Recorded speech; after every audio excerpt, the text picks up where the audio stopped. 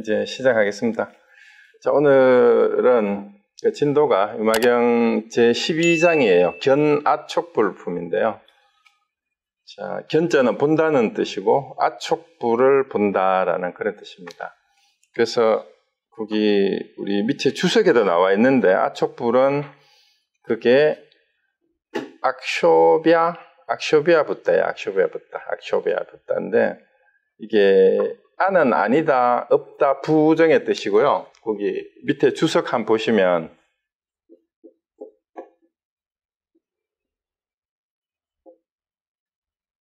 악쇼비죠.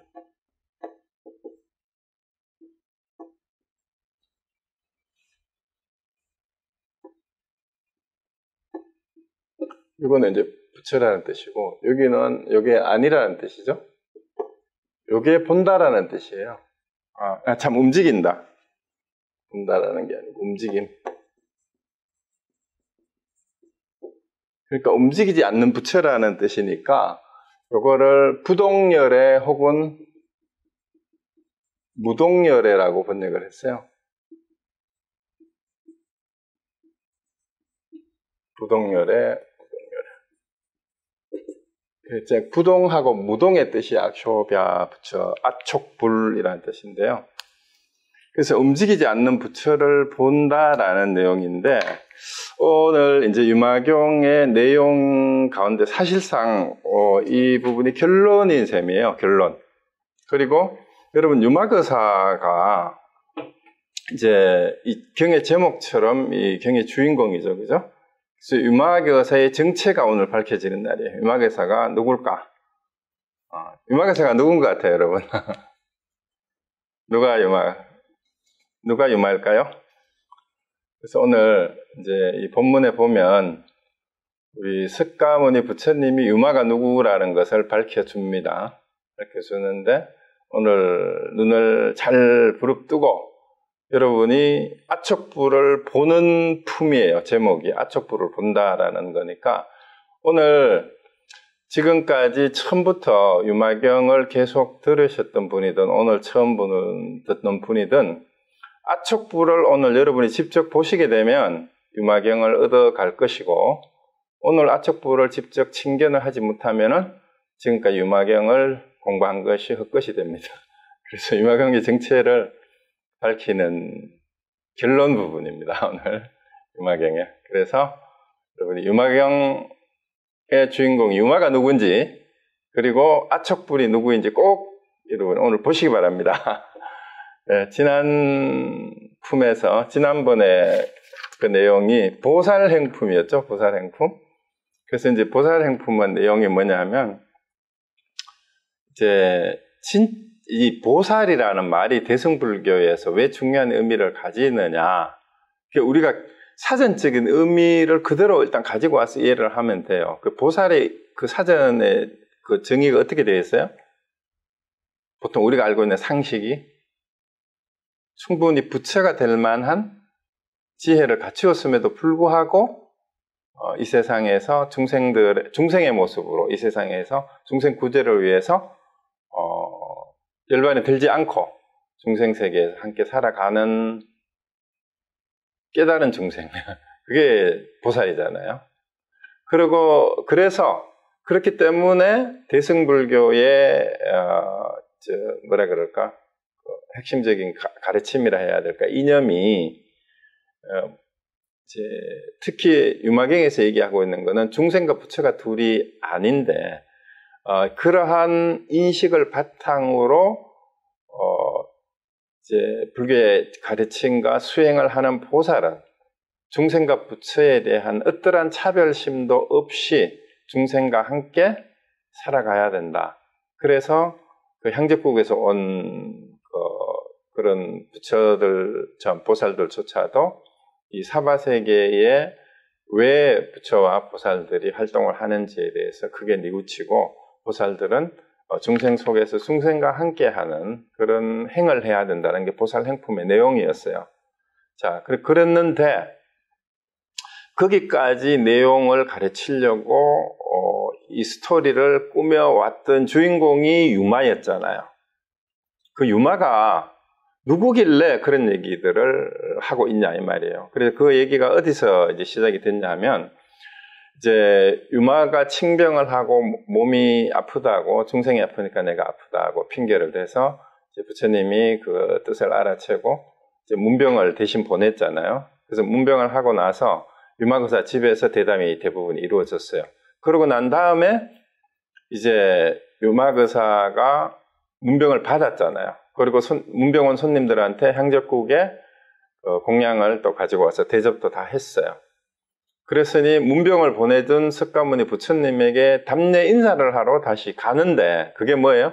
부처님을 뵈러 다시 가자. 부처님을 만나러 가자라는 거였어요. 그래서 그 부처님이 누구인지 또 오늘 석가모니 부처님이 이제 아촉불에 대해서 얘기를 하면서 유마가 어떤 사람인지를 오늘 얘기를 해주는 그런 내용입니다. 자, 그런데 우리 서론에 일부 유마가 어떤 사람인지 파설을 해놨어요. 여기 통윤 스님이. 자, 그래서 서문의 그 앞부분에 해설 부분이죠. 해설서에서 그 통윤 스님이 했는 부분이 우리 이제 제목 있는데 그게 389쪽 되겠네요. 12장 견아촉불품에 그 정명이 향적국토에 84,000보살과 함께 와서 부처님을 뵙고자 하거늘. 자, 여기에서도 우리가 스토리를 그냥 따라가면 안 돼요. 그 부처를 뵙고자 했다라는 게 뭐예요? 부처가 누구냐? 부처가 누구길래? 어떻게 생겼길래? 부처가 뭐길래 어떻게 봐야 되느냐 이 말이에요. 그래서 부처를 만나러 오는데 이제 와가지고 이제 지난 그 보살행품에서 진무진 법문, 이제 다하되 다함이 없는 법문을 설해서 이제 마쳤다라고 해놓고 다시 이제 여기에서 견아촉불품에서 이제 사리자가 물어요. 도대체 유마거사는 정명 유마잖아요. 이 유마는 어떤 사람이길래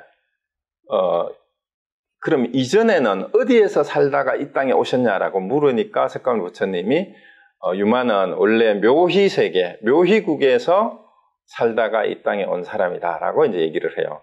자, 그런데 거기 다섯째 줄 보세요. 중생의 무명구울 속에 저마다 한 분의 옛 부처님이 있으니 이름하여 부동열애라고 한다. 자, 부동열애가 누구예요? 묘희국에 살고 있는 묘희국의 부처님인 아촉 부처가 바로 부동열애예요. 근데 여기서 뭐라 그랬어요? 중생의 무명굴 속에 저마다 한 분의 옛 부처님인데 이름이 부동열애라. 자, 부동열애가 사는 데가 어디라고요? 묘희국인데 그게 어디에 있어요? 중생 안에 있대요. 중생의 무명세계 안에 있대요. 자, 그렇습니다. 그리고 거기서 몇 줄 더 내려가면은 자, 여기서 이렇게 했어요. 지혜의 눈이 없어서 미혹하여 깨닫지 못한 까닭에 정명이 이제 유마죠. 비아리에서 병을 보여 문수사리와 여러 대보살들과 더불어 자설우설하고 행설수설한 말씀이 이 일대사가 아님이 없으니. 자, 여기에 유마경의 대의가 여기에 다 드러났어요. 핵심 요약이 이거예요. 그런데 뭐라고 했어요? 통윤이? 유마가 병을 보여서 문수사리와 대보살들하고 얘기를 한 게 뭐예요? 행설수설한 거래, 행설수설한 거.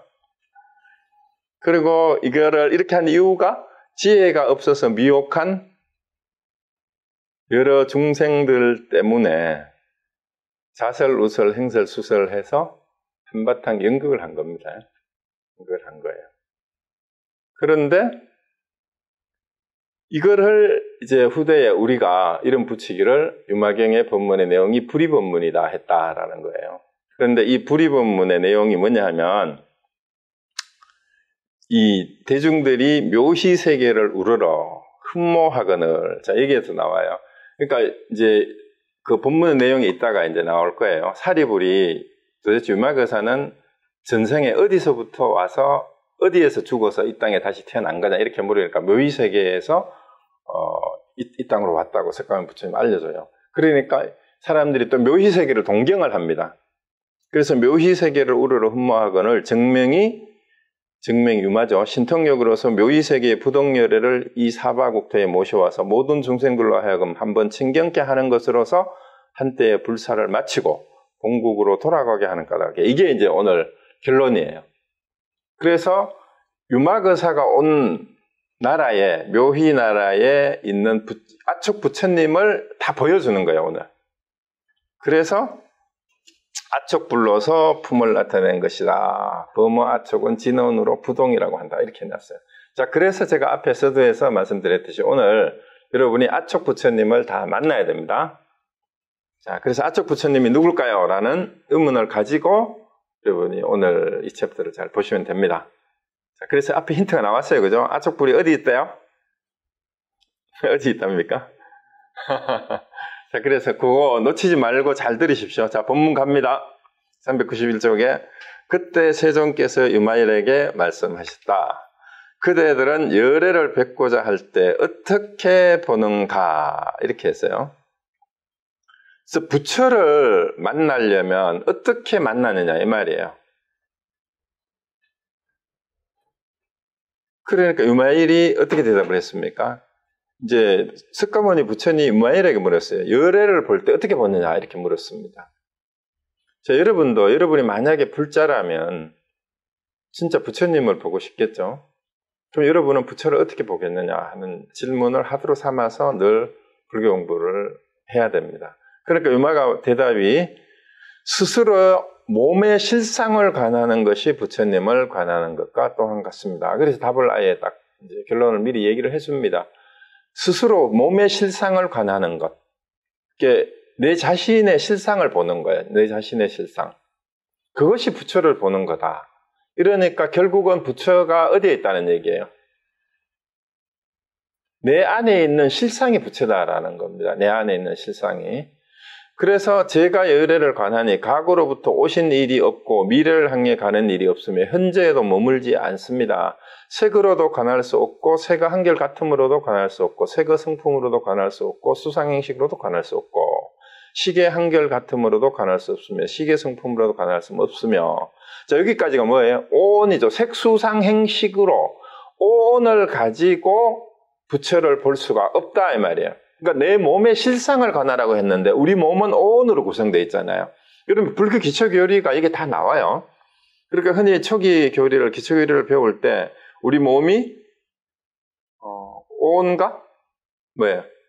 오온과 사대로 이루어져 있다고 흔히 그렇게 얘기를 하잖아요. 그런데 몸의 실상을 보는 것이 부처다라고 얘기해 놓고는 오온의 어디에도 부처는 없다라고 이렇게 얘기를 하는 거예요.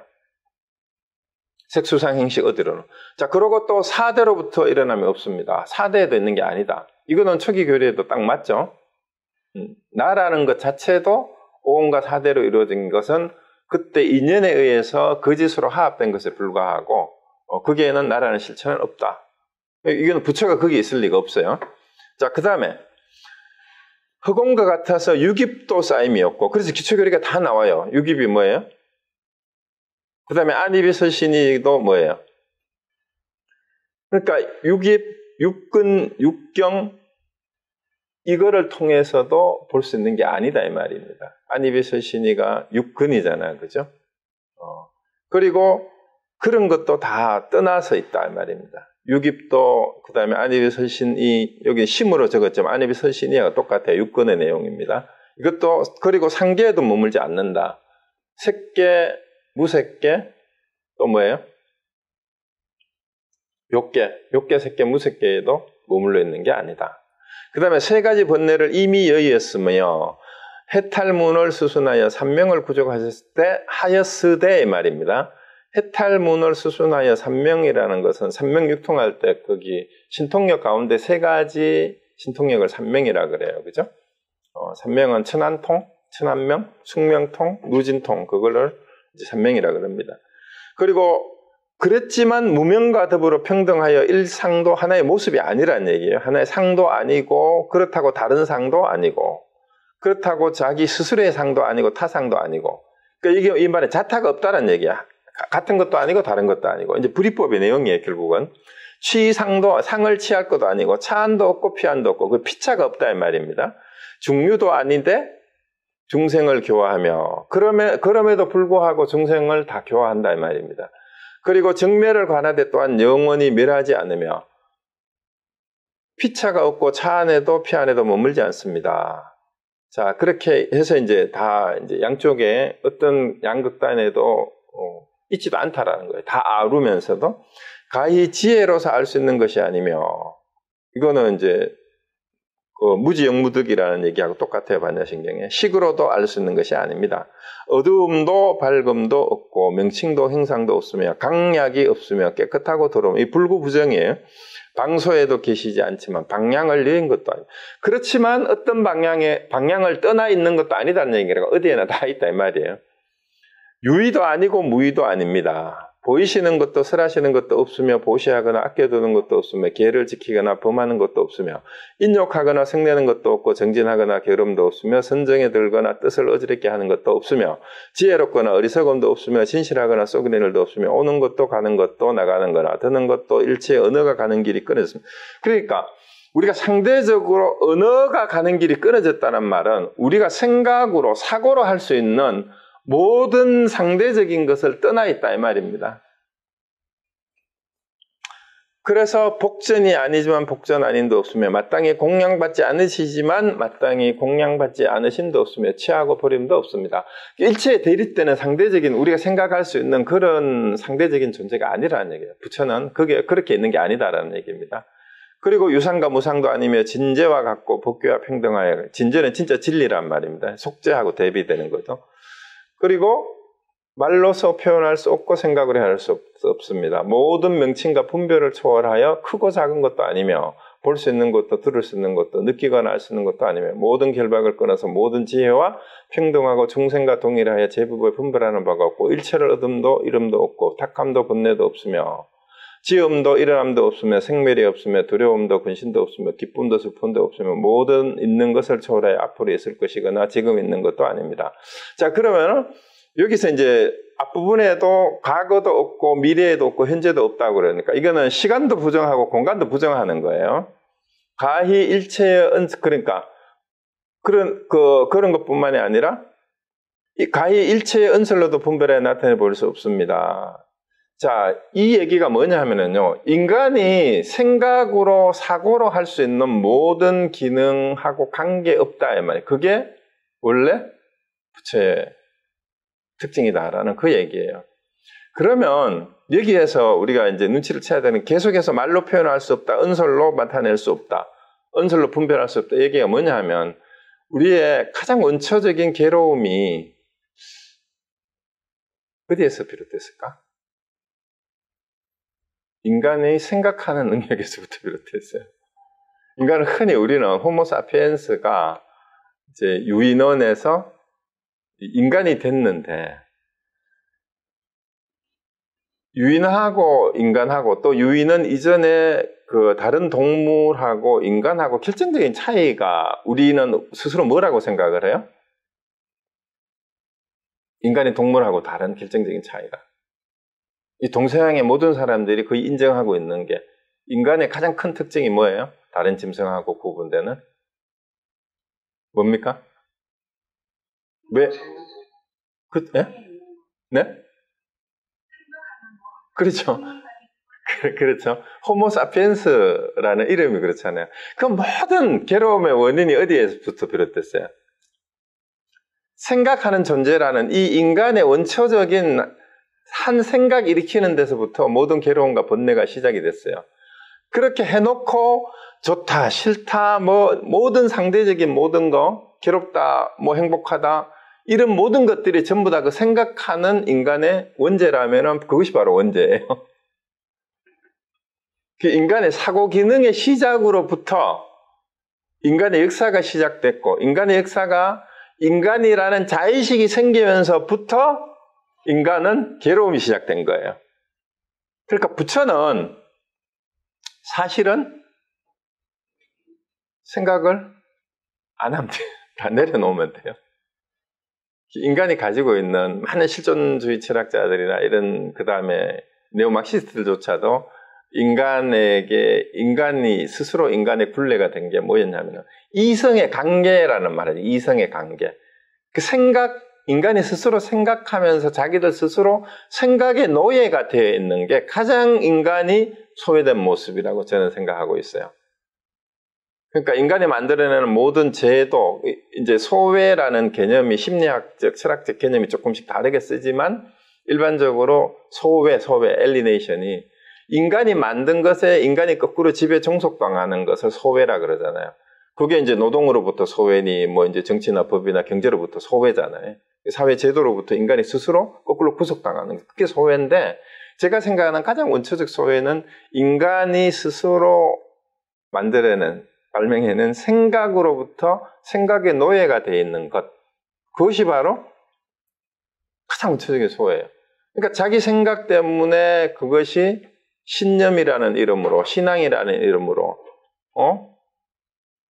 망상에 사로잡히고 이데올로기가 되고, 그렇게 해가지고 그게 다른 말로 하면 편견이고 선입견이고, 이런 것들이 자기를 묶고 있는데, 그 생각의 원초적인 그 함정을 간파를 하지 못하면 결코 괴로움으로부터 벗어날 수가 없어요. 사실은 지금 아촉불에서 이 견아촉불품에서 어떻게 열애를 보느냐라고 얘기하는 이 부분에 이렇게 쭉 나열했는 게 뭐예요?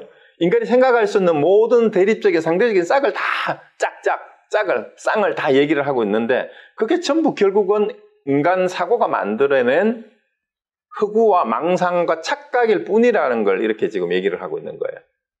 그 얘기를 하고 있는 겁니다. 그러니까 세존이시여 열애의 몸은 이와 같기 때문에 이와 같은 관을 짓습니다. 이와 같이 관하는 것을 이름하여 정관, 바로 보는 거예요. 바로 보는 거. 정관이라고 하고 이와 같이 하지 않는 것을 이름하여 사관, 삿된 관이라고 한다. 그래서 뭐뭐라고 이름을 붙이고 의미를 부여하면은 전부가 뭐가 돼요? 사관이 돼요. 사관이. 삿된 관점이 된다 이 말입니다.